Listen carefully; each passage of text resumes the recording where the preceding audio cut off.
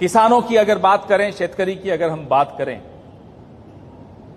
3 घंटे में एक आत्महत्या, किसान की आत्महत्या।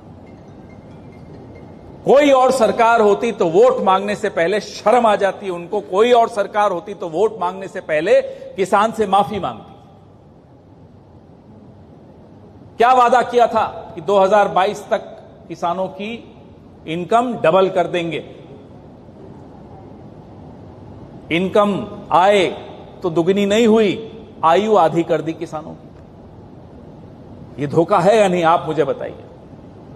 बड़ी बड़ी इंडस्ट्रीज जो यहां लगाना चाहते थे, नागपुर, ये हमारे अतुल जी वहीं के हैं, ये बताएंगे आपको किसी दिन। एयरपोर्ट के पास एयरबस की फैक्ट्री लगनी थी, ले गए गुजरात। फॉक्सकॉन ले गए गुजरात। ऐसे फार्मा इंडस्ट्री, इतनी दवाइयों की बड़ी बड़ी फैक्ट्रियां यहां लगनी थी।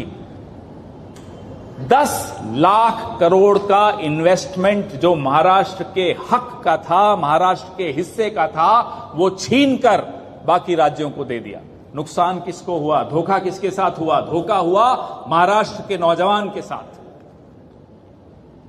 और ये अगर 10 लाख करोड़ का इन्वेस्टमेंट महाराष्ट्र में हो जाता तो 10 लाख नौजवानों को, महाराष्ट्र के नौजवानों को नौकरी मिलती। धोखा इसको कहते हैं। इसीलिए इनको हम धोखेबाज सरकार, खोखेबाज सरकार का नाम देते हैं। जमीनें दे दी अपने दोस्त को, गौतम अडानी को। किसकी जमीन थी? पहला हक उस जमीन पर किसका था? धोखा उनको भी हुआ।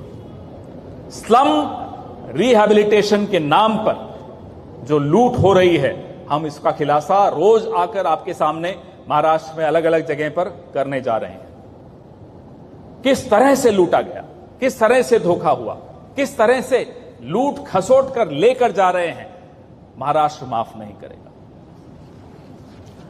एमएसपी के बारे में रोज हम खबरों में सुनते हैं। अब जिस चीज का ये मजाक उड़ाते थे कि यूपीए सरकार ने किसानों का लोन माफी कर दी, आगे लाइन पर बोलना पड़ा कि लोन माफी करेंगे।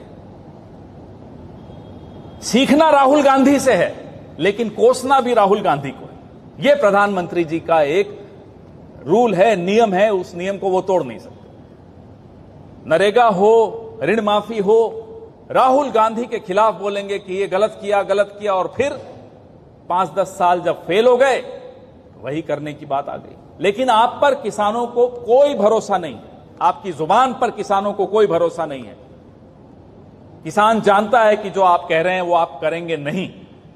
बीजेपी का फुल फॉर्म बहुत झूठी पार्टी, उससे अलावा और कुछ नहीं।